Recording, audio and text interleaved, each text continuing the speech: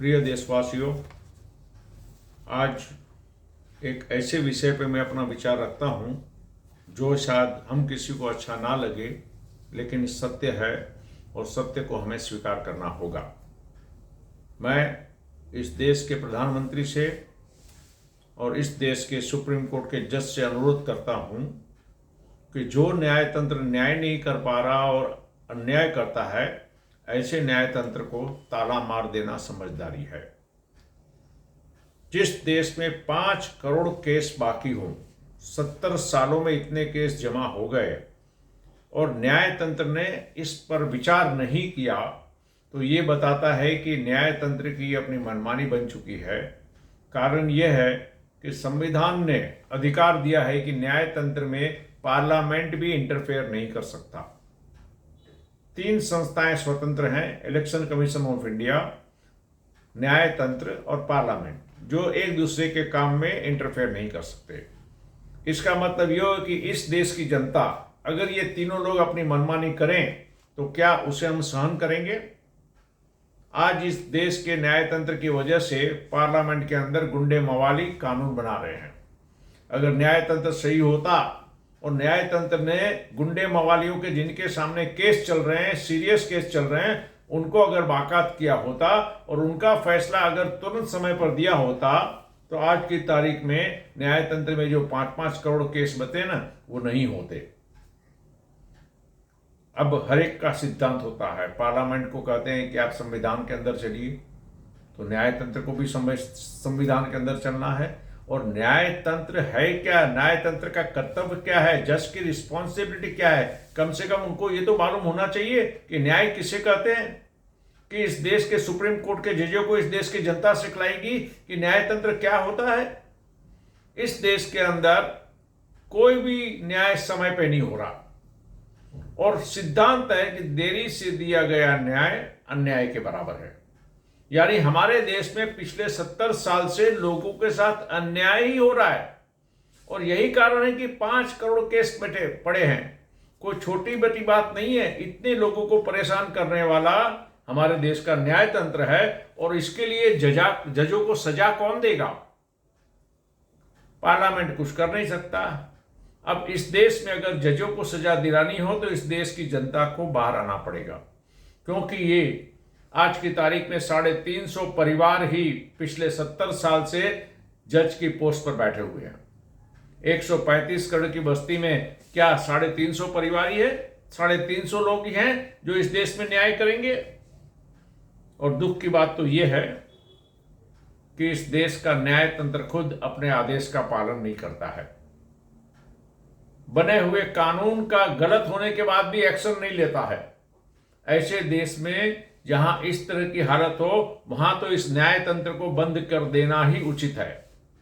कारण एक ही है कि ये न्यायतंत्र ब्रिटिश सरकार का बनाया हुआ है। ब्रिटिश सरकार का उद्देश्य था दमन की नीति पर आधारित न्यायतंत्र, यानी दमन करना, दादागिरी करना, लोगों को न्याय नहीं मिला, यही काम ब्रिटिश सरकार का था और उसी न्यायतंत्र को हमारे देश ने स्वीकार किया। परिणाम यह है कि जो ब्रिटिश सरकार में होता था उससे तो 10 गुना अन्याय आज की तारीख में हो रहा है। अब अगर हमें न्यायतंत्र में सुधार करना है तो ही हमें न्याय मिलेगा। अगर हम न्यायतंत्र में सुधार नहीं कर पाते हैं और इसी ब्रिटिश गवर्नमेंट के बनाए हुए कानून को अपनाते हैं, तो निश्चित कर लीजिए कि हम सभी दुखी हैं। और यही कारण है कि आज की तारीख में मुंबई जैसे शहर में 30,000 से अधिक लोग निर्दोष होते हुए भी घर से बेघर हैं। बिल्डरों ने उनको लूटा, लेकिन न्यायतंत्र ने किसी को ऐसी सजा न दी कि दूसरा आदमी गलत ना करे। किंतु न्यायतंत्र का फैसला ऐसा आता है कि आदमी को गलती करने की इच्छा ज्यादा हो जाती है। एक एक आदमी एक नहीं 3-3 बिल्डिंग बनाते हैं और तीनों बिल्डिंग इनकम्प्लीट करते हैं। 10-10 साल तक लोगों को जगह नहीं देते हैं। उसके बावजूद भी इस देश का न्यायतंत्र ऐसे लोगों को प्रॉपर्टी जब्त नहीं कर सकता, उसे सजा नहीं दे सकता। अब समझिए ऐसे न्यायतंत्र की इस देश में क्या जरूरत है। इसीलिए पिछले 2 वर्षों से मैं बार बार कहता हूं कि इस न्यायतंत्र में सुधार आवश्यक है और अभी का जो न्यायतंत्र है उसे बंद कर देना ही समझदारी है। आज हमारे देश में कानून बनाते कौन है? पार्लियामेंट में हो चाहे विधानसभा में हो, वहां पर चुने हुए प्रतिनिधि गुंडे मवाली हैं। और गुंडे मवाली को उम्मीदवार रखने का अधिकार किसने दिया? इस देश के कानून ने। अगर हमने बताते कि अगर हमारे देश के जजों ने इस पर पाबंदी रखी होती तो देश में गुंडी मवाली इस देश का कानून बनने का अधिकार नहीं रखते। इतना ही नहीं, जेल में रहकर भी एक आदमी उम्मीदवार बन सकता है। बड़े शर्म की बात है। संविधान का उल्लंघन सुप्रीम कोर्ट खुद करती है। एक तरफ कहती है कि संविधान के मौलिक अधिकार के अंदर सभी को रहना चाहिए, तो क्या यह न्यायतंत्र को लागू नहीं पड़ता है? न्यायतंत्र स्वतंत्र होने का मतलब ये नहीं कि वो अपनी मनमानी करे। किसी के लिए रात को 12 बजे कोर्ट खुल जाती है और किसी के तो 6 से 7 साल तक हियरिंग भी नहीं होती है। अब इसे न्यायतंत्र कहना मुझे तो शर्म आती है। और सवाल यह है कि जब न्यायाधीश अपने जिम्मेदारी को नहीं समझ पा रहे हैं, समय पर न्याय नहीं दे पाते हैं, सभी को न्याय नहीं दे पाते हैं, बराबर का न्याय नहीं दे पाते हैं, तो उनको सजा देगा कौन? अगर पार्लियामेंट में कोई अगर गलत करता है तो उस व्यक्ति को सजा मिल जाती है। अगर कोई जनता का आदमी गलत करता है उसको सजा मिल जाती है। लेकिन जिस देश में न्यायाधीश खुद अपनी जिम्मेदारी को नहीं संभालते हैं, उनको सजा देगा कौन? बहुत चिंतन करने के बाद एक ही सारांश निकला, कब इस देश की जनता को रास्ते पर आना होगा। वरना आपके साथ आज तो बिल्डर लूट रहे हैं, आने वाले दिनों में तो आपको सब लोग लूटेंगे। जिसकी लाठी उसकी भैंस, जिसके पास ताकत है वो अपनी मनमानी करेगा, क्योंकि इस न्यायतंत्र का किसी को भय नहीं है। अभी एडवोकेट की बात कीजिए। अगर हम अपने 300 वर्ष पहले का इतिहास निकालें ना, तो पता चलेगा कि हमारे देश में एडवोकेट था ही नहीं। ये एडवोकेट आने की वजह से ही हमें तारीख मिल रही है। न्याय समय पर हो नहीं पा रहा। मान लीजिए एडवोकेट रख दीजिए, मुझे कोई इतराज नहीं, लेकिन बैठा हुआ जज को तो समझना चाहिए कि न्याय कब करना चाहिए, कैसे करना चाहिए, और ऐसी सजा मिलनी चाहिए कि दूसरा व्यक्ति गलत करने की हिम्मत ना करे। किंतु हमारे देश में फैसले ऐसे आते हैं कि इंसान को गलत करने का दिल हो जाता है। आपको इतना ही सीधा बता देता हूं कि एक बिल्डिंग का मैंने केस 20 साल बाद मिला। अब जिसने मान लीजिए 10 लाख रुपया दिया था 20 साल पहले, उसका फैसला 20 साल के बाद आता है। सबसे पहला तो अन्याय ये है। और फैसला भी ऐसा आता है कि 10 लाख की जगह उस व्यक्ति को 1 करोड़ का कॉम्पेंसेशन दे रही है। कोर्ट कहती है 1 करोड़ दे दो, लेकिन आप इसे न्याय नहीं कर सकते हैं। इसका कारण एक ही है कि जो 10 लाख की जगह 20 साल पहले थी, वो मुंबई जैसे शहर में आज 2 करोड़ की हो गई, मान लीजिए 1.5 करोड़ की हो गई। तो इसे न्याय कैसे कर सकते हैं? जिस व्यक्ति ने 10 लाख दिया, बिल्डर ने पैसा 20 साल तक रखा, और बाद में अगर 1.5 करोड़ मिलते हैं और 1 करोड़ देना पड़ेगा, तो दूसरा बिल्डर भी ऐसी गलती जरूर करेगा, क्योंकि न्यायतंत्र में कुछ होने वाला नहीं है। अब आज की तारीख में तो ऐसा हो गया है कि ये 3 टायर सिस्टम हमारे देश में है। बाकी किधर भी आपको 3 टायर सिस्टम नहीं मिलेगी। इसका मतलब ये हो गया कि जितने भी जूनियर लेवल के जज हैं, उस पर सीनियर लेवल के जज को कोई विश्वास नहीं है। यानी कि जो बैठा हुआ स्मॉल कॉज कोर्ट में है, डिस्ट्रिक्ट कोर्ट में है, सिटी सिविल में है और हाई कोर्ट में है, वो जज को दिमाग नहीं है, वो न्याय नहीं करता है। और यही कारण है कि उसके दिए हुए फैसलों को आप ऊपर की कोर्ट में करते हैं, और ऊपर की कोर्ट में भी कब करेगा ये नहीं बताते हैं। एक बार आपको स्टे दे देते हैं, और स्टे देने के बाद आपका केस बरसों चलता रहता है। इसे न्याय नहीं कर सकते। ऐसा अन्याय करने वाले न्यायतंत्र को ताला मारना यही एक समाधान है। और ये कार्य हमारे देश के नेता नहीं करेंगे, क्योंकि जिस दिन न्यायतंत्र सही हो गया तो हमारे देश के 75% नेता जेल में रहेंगे, चाहे वो पार्लियामेंट के हों, चाहे वो विधानसभा के हों, चाहे वो नगर सेवक हों। क्योंकि सभे गुंडी मवाली आज तारीख कानून बनाने का अधिकार दे दिया गया है, और इसके लिए हमारे देश का न्यायतंत्र छोड़कर और कोई जवाबदार नहीं है। जब ऐसी परिस्थिति देश में की है, तो हम सब जनता को सोचना चाहिए कि अब इन जजों को सजा कौन देगा। इतना ही नहीं, एक केस अभी थोड़े दिन पहले आया जिसमें सुप्रीम कोर्ट के जज ने कहा कि हम सुनवाई नहीं करेंगे। मैं पूछना चाहता हूं सुप्रीम कोर्ट के जजों से, न्याय तंत्र का मतलब क्या है? न्याय तंत्र का काम ही यही है कि कोई अगर शिकायत करता है तो उसके साथ न्याय किया जाए।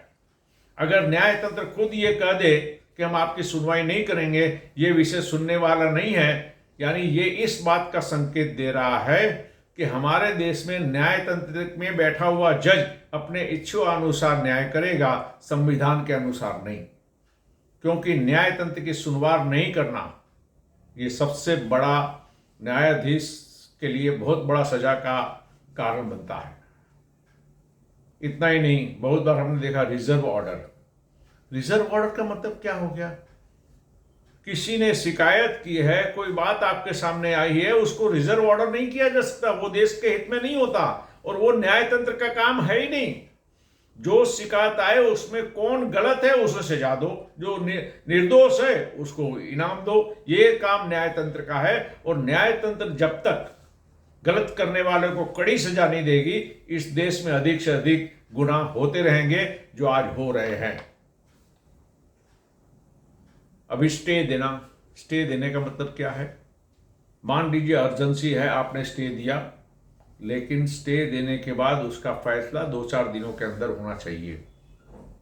लेकिन कहते क्या है कि हमारे पास तो बहुत सारे पुराने केस पड़े हैं। अगर आपके पास बहुत सारे पुराने केस पड़े हैं तो इसके लिए जिम्मेदार कौन है? ये जो केस पड़े हैं इसके लिए इस देश के जज जिम्मेदार हैं, क्योंकि जज पूरा न्याय तंत्र स्वतंत्र है। यहाँ पर वो चाहे ऐसा काम कर सकते हैं, अगर सरकार नहीं कर सकती तो सरकार को भी वो झुका सकते हैं, लेकिन खुद काम नहीं करते हैं। इसीलिए जजों को फैसला देने का वक्त सजा देने का वक्त आ गया है, और सजा इस देश की जनता दे सकती है और कोई नहीं दे सकता।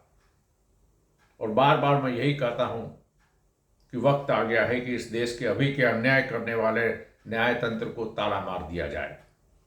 अब वक्त है, या तो जज समझ जाएं, सबको समय पर फैसला दे, तुरंत फैसला दे। अगर नहीं देते हैं तो ताला या तो खुद मारेंगे, या एक समय आएगा जब जनता न्याय तंत्र को ताला मारने के लिए आगे बढ़ेगी। ये भूल चुके हैं कि चुने हुए प्रतिनिधि और जज दोनों ने मिलकर इस देश के जनता को गुलाम बना के रखा है। और सबसे बड़ी दुख की बात यह है कि 4 दिनों पहले सुप्रीम कोर्ट के बड़े एडवोकेट ने कहा कि इस देश में तो न्याय तंत्र बिकता है, और एक भाई साहब ने 9 करोड़ रुपए में न्याय खरीदा, और उसने जो कहा वैसा ही ऑर्डर आया और उसी वक्त ऑर्डर आया। अब जिस देश के अंदर बड़े बड़े सुप्रीम कोर्ट के एडवोकेट ओपनली पब्लिक में कह देते हैं कि इतना करोड़ रुपया लेके फैसला दिया गया है, तो मैं निस्संदेह कहता हूं, जनता से अनुरोध करता हूं, और खास करके उन लोगों से जिन्होंने अपना मकान खो दिया है, मुंबई वालों को, कि जिन्होंने पैसा दिया 10-10 साल तक मकान नहीं मिला, जो भाड़े में रहते थे तोड़ दिया लेकिन नहीं मिला, क्योंकि बिल्डर को किसी प्रकार का भय नहीं है। वो आज मुंबई में 30,000 परिवार की जिंदगी के साथ खेल रहा है, और हमारे चुने हुए प्रतिनिधि सब निकम्मे हैं। अगर वो चाहते तो कानून बनाकर रक्षा दे सकते हैं, लेकिन बड़े दुख के साथ कहना पड़ता है कि न्याय तंत्र जहां सड़ गया है वहां हमारे चुने हुए प्रतिनिधि भी बेदर्द हो गए हैं। 30,000 लोग रास्ते पर हैं, उनके बारे में कोई सोचते नहीं है। तो आइए आने वाले दिनों में हम सब मिलकर ऐसे अन्याय करने वाले न्याय तंत्र को ताला मारें, और चुने हुए प्रतिनिधि जो अपने जिम्मेदारी को नहीं समझाते हैं उनको भी सबक सिखलाएं।